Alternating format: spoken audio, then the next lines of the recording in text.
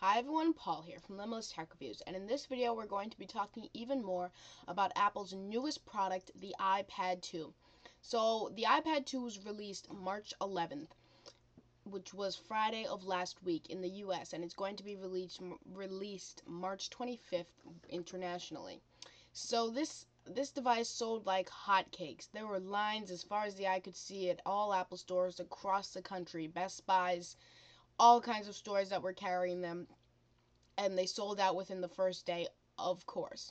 So I unfortunately went to the Apple store about an hour late, so I didn't pick one up. But anyways, in this video we're going to be talking about iPad 2 versus iPad 1. Which one should you get?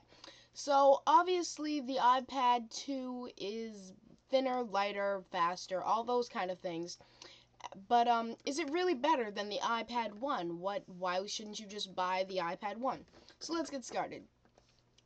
The iPad 1 is an amazing product. It is thin, it is light, it is powerful, it is fast, it is all those things.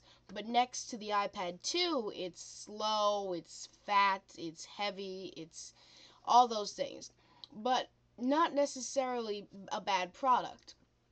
So let's compare these tech specs wise.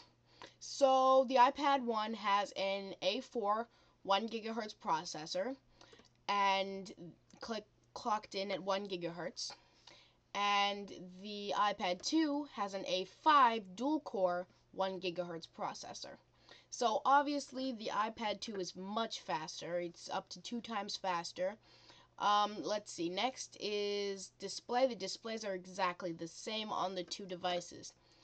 Battery life is pretty much the same, which is pretty amazing that Apple could get the iPad 2 to have the same battery life as the iPad 1, making it thinner, lighter, and much more powerful.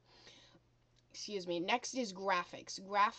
There's supposedly 9 times faster graphics processing on the iPad 2, which is pretty amazing. So if you're a gamer, an avid gamer on your iPad, I definitely recommend the iPad 2 because it's thinner, so you can hold it better, especially if you're playing racing games. It doesn't put as much strain on your wrists, and the graphics are much better. So if you need graphics and speed, iPad 2 is your device. But what if you're just the average consumer? Why not just get the iPad 1? I think you probably should, because unless you need to have the most recent generation of products, the iPad 1 is still an amazing product. So the display is the same, and it's still got a very fast processor. So really it comes down to personal preference. I know I say that a lot, but it really does, because I mean it all depends on what you're using the iPad for.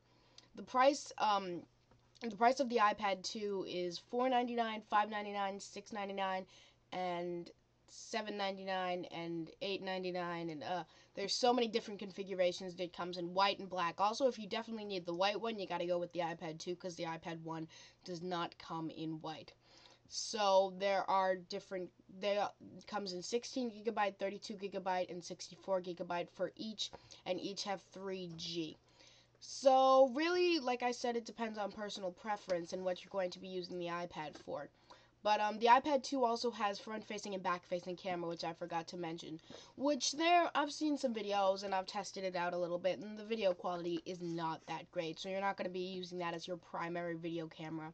But it is pretty good. I mean, it's definitely usable. It's 720p HD on the back, and if you want to be FaceTiming, it's definitely good for that. So iPad 2, iPad 1, I sold my iPad for the iPad 2, so that would be the only reason I was to suggest that. If you can sell your iPad, I actually sold mine on Craigslist for about $400, and I'm going to pick up the iPad 2 as soon as it comes in stock. So I mean, it depends, but thank you for watching this video, and for more iPad 2 coverage, all kinds of things, we're going to have some comparisons. As soon as we get it, we're going to test the heck out of this thing.